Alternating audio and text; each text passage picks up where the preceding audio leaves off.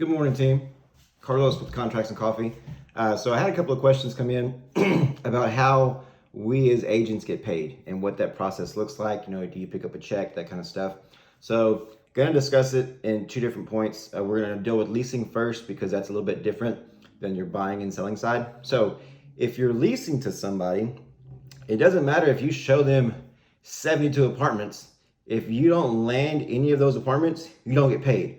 So all that time, all that investment could be for nothing if they don't sign on a property. So let's say best case scenario, you show them a handful of places, they decide to sign. Well, typically you're going to get paid a certain percentage of their first month's rent. So let's do easy numbers here, easy math. Let's say your rent's $1,000.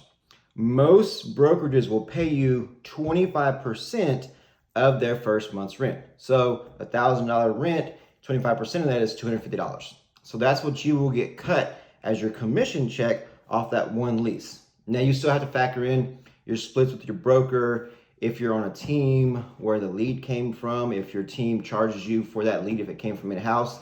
So those things are gonna play into it as well. So you take that 70% goes to you, 30 goes to your broker, so do the math there. And that's what you'll get paid. That's just for one lease. So if you can pile up a bunch of these things, that's great.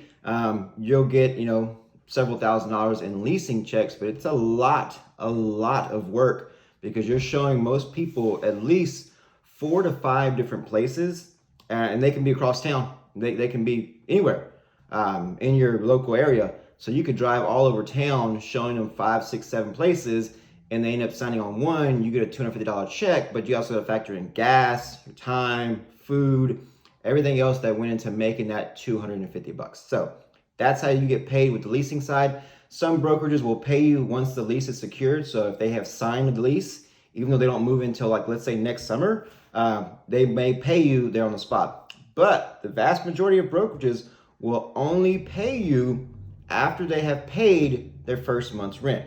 So let's say you secure a lease, but they don't actually move in and pay until next summer. You don't get paid till next summer.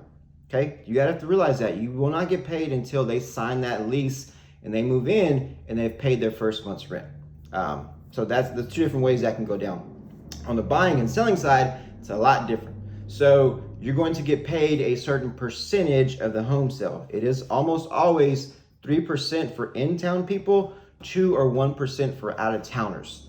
So the house sells for $100,000, you get 3% of that sale. If you're out of town, an agent, you'll get 2% of that sale. So that's how you get paid on the buying side. That's how you get paid on the selling side. That's how you get paid on the leasing side. It's not super complicated, but you have to realize unless you're, getting people under contract, unless you're getting leases signed, unless you're doing something every single day, you're not getting paid.